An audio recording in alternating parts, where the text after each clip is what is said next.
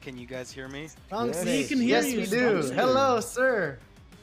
Congratulations, first of all. Yeah. Thank you so much. That was incredibly difficult. A nice win against a very good player. I'm Wow, really so- glad that on Ruins of Sarnath I didn't actually have to end up playing out of control very much because I got just such a big lead at the beginning, so it kind of took a weight off me. Yeah, Absolutely. that was.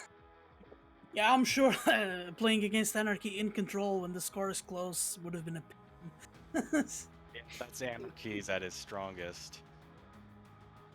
Yeah. I mean, Well, first off, congrats, man. Like, congratulations. You did it. It took 3 of them. You've had so many interesting runs to get to this point in time. Yeah, I knew that this was the time I could make it, mainly because in the past 2 tournaments, I lost to Buckster both times. And I know I can beat Buckster, but it's definitely a really hard matchup for me. And so I knew once he was gone that I had like a really high chance to make it. So I just felt like I had to do it. I couldn't wait another challengers. Well, the good news is if you had to wait for your regional one, it would have been quite the easy picking, to say the least.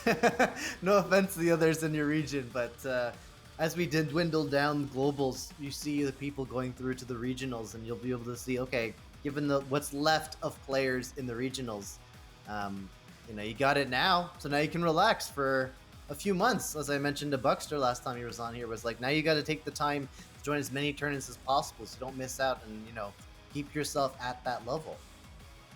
Yeah, I'll probably take about a week break or so, just take my mind off it, and then I'll start grinding it again. And I want to make sure that I can qualify for Pro League if that's what if it's a relegation match. Absolutely. And then, I guess my first question. Oh, sorry. Go ahead.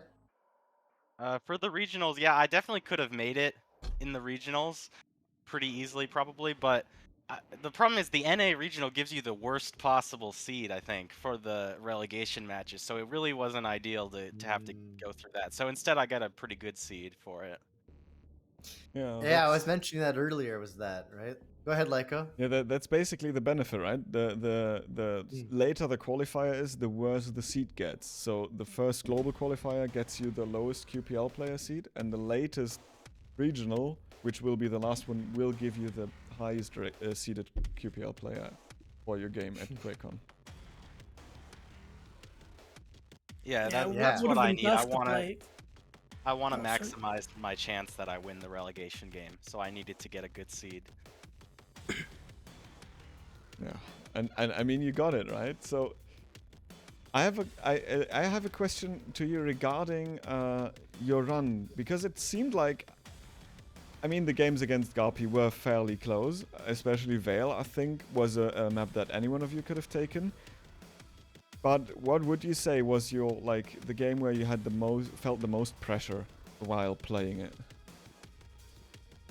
Well, obviously the last game, but I did end up winning that one pretty convincingly.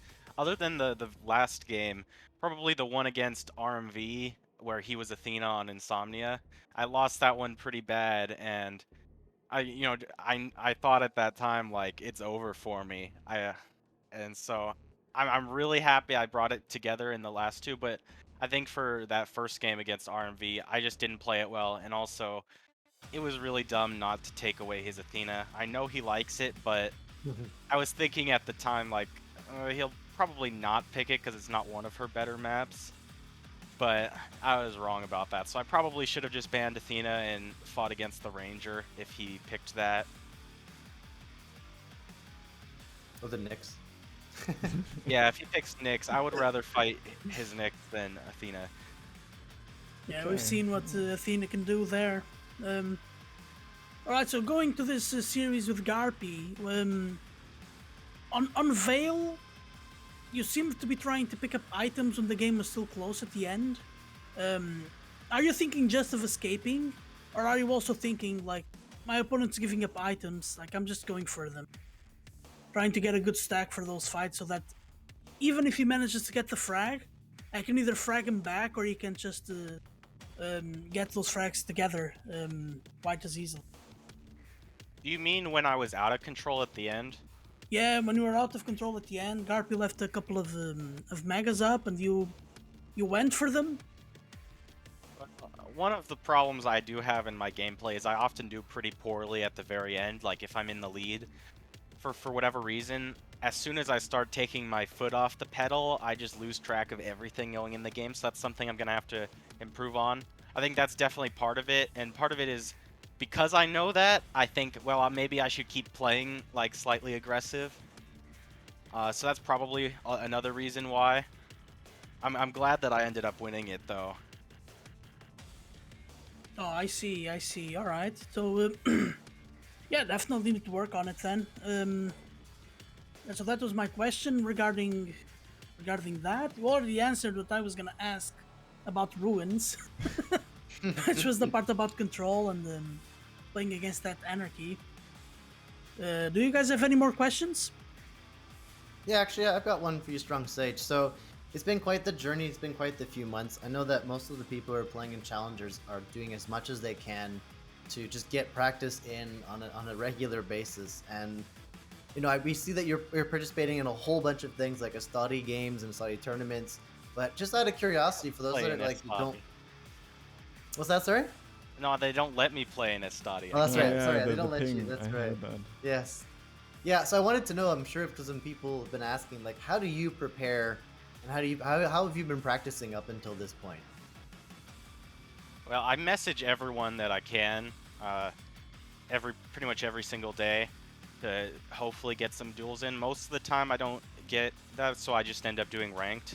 I've had to change my sleep schedule a lot because you really can only find games against Europeans most of the time. So I've got to wake up pretty early and be on when all the Europeans are playing in ranked. So that's what I do for practice. I also try to over the games after I'm done. I'm not the I'm not super consistent at doing that, but I try my best to do that all the time, and I spend a while looking at it. And then the week before Challenger started, pretty much for every major tournament, I have a lot of problems with my nerves. So at around like Thursday, I was just feeling so nervous that I just decided to take a day off from the game. I thought it was for the best because I was feeling so nervous. I didn't want to start losing a bunch of games and losing my confidence. On Friday, so yesterday, I did try to play a decent amount of duels, and I also played in the 3v3 tournament, which was a bit more chill Mhm. than duels. And then today in the morning, I did do some warm-up duels against Sparty. It was really kind of him to do that with me, and that helped a lot. Awesome. That's fantastic to hear. And I definitely I'm with you when it comes to nerves. I find that it's hard for me to calm down before I get into a game. And I think someone mentioned this the other day, which is like if you put too much pressure on yourself, then you come in with a lot of nerves, and you start to forget potentially that you're here to have fun, whether you win or lose, right? And so then there's a lot of things that you have to keep into your mindset as you go into such important games. And I guess if you have a suggestion for our players going into Challengers number 4, what would those suggestions or advice look like? Definitely practice as consistently as possible, like I was. Honestly, I don't have a lot of recommendation. I think for a couple players that I'm looking at who definitely have the potential, you gotta really look back at your games and pinpoint the weaknesses that you have. Because for a lot of players, I feel like, a lot of these players, every time I play them, a lot of the time they play very similarly, and I exploit their weaknesses a lot, and it's always the same things. So I feel like for a lot of these players who are just like almost there, you've gotta go and really pinpoint what your weaknesses are and figure out the best way to fix them. And that might even be like completely changing how you're playing, even if you're gonna lose for a bit. It might be worth it in the end as soon as you master that. I had to do something similar, where for a while, this was a while ago, I was really bad at dodging rockets and hitting rockets. So for a while, I would purposefully get in rocket fights, And even though I would lose a lot from that, eventually I got pretty good at it, and now I feel more confident in rocket fights. That's some amazing advice for all of the players out there that are listening in still for their challenges number 4, because that's going to be a very exciting one. So thank you, Strongsage, for answering my questions. Are there any other questions left on the table? I have one quick final one. Do you have any superstitions? No. No. I Should I walk them into a joke? No, it's a lot of competitive players have a lot of superstition. Some do, some don't. I don't try to think about that. I actually have a question about you, because you said that you're sometimes, or that you tend to be nervous before those tournaments, or before some of those games. And when I saw your gameplay, a lot of the times when you went for some reads, it felt like you were super confident in knowing that this is going to happen and this is the right play. So it seems like you being nervous doesn't really, yeah, like prohibit yourself too much from doing the right thing anyway. So what's your, like, does it just work for you, or did you like practice that you, despite being nervous, are able to make the right decisions? Well, I think my nerves definitely do prohibit my gameplay a bit. A lot, mostly for aim, not as much decision making. Sometimes my decision making gets faulty, but the main thing that I focus on is I do my best when I'm just confident in my plays and I don't second guess them. Because as soon as I second guess my reads, then I find that I'm often in a much worse situation than if I make the wrong read. And I feel like my ability, because I play the game, I practice so much, my ability to make good reads is pretty high. And so I feel like the best thing for me to do is just follow my instinct, and even if it's the wrong play, just try my best to do it as well as, execute it as well as I can. So for example, like sometimes I do like blind rocket reads around the corner into bull rush or something. And sometimes I feel like they're gonna be here, and I just got to do it. And even if it goes wrong, as long as I'm fully confident in it and I don't second guess, then it usually is better off. That's okay. So yeah, that's nice or good to hear, because that basically means that you are able to play your game no matter how nervous you are. Maybe the execution lacks a little bit, right? And this is a good thing to work this is a good baseline to like work on anything, I would say. Yeah, and confidence is so important anyway. Being confident, playing well and confident, got a little swagger for yourself going. Yeah, well, landed you a place at QuakeCon. Yeah, I'm really happy about that. I was probably gonna go no matter what, but it's nice to have it paid for, I assume. Let's hope it is. And I would say enjoy the win, enjoy your experience at QuakeCon in August, and once more, congratulations. You well deserved it today. Yeah, thank you guys. Thank you guys all. Yeah, congrats, man, and yeah, have a good one.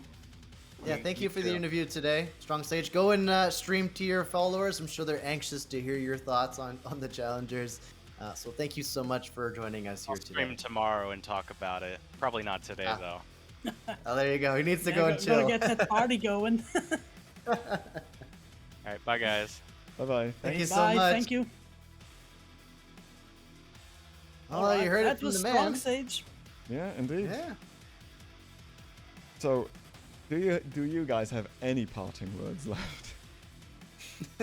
Well, just a huge round of applause to Strongsage, Garpy, the viewers, the chatters, everyone. Fantastic day of challengers. Yeah, it indeed was. It was so much fun to like cast it, cover it, do anything. Like being joined by you guys, it was just an overall great experience. Yeah, it's not something we're able to do that often, so when it comes around, it's quite the awesome time for us to hang out, watch some awesome Quake outside of QPL. We get to see the talent. Like, this is This is exciting because we see the talent that normally does not get broadcasted anywhere for, like, the public eye to see. And what ends up happening is the community themselves know